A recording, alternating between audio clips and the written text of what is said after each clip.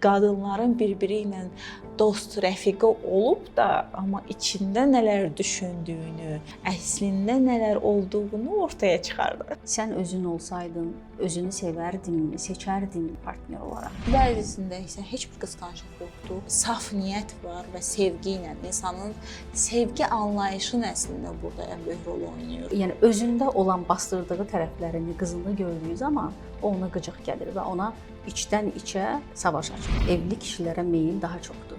Ən yaxşı rəfiqə sənin anan, bacındır, başqasına güvənmə, sənin arxandan. Bu əslində valideynlərin bir çoxu öz uşaqlarına deyir. Bu güvənsizlikdən irəli gəlir. Hətta evli olmayan kişilər var ki, barmağına üzük taxırlar, onun evli olduğu bilinsin ki, qadınlar ona doğru cəlb etsin. Başqalarının qəlbi ilə hiss edə bilməyə bacarmalıdır. Bunun üçün də bizə empatiya lazımdır. Empatiya üçün bizə nə lazımdır? Başqaları ilə maraqlanmağı bilməyimiz lazımdır. Yəni hər nə olsa da heç bir zaman sevməkdən imtina etməməliyik. Eynən.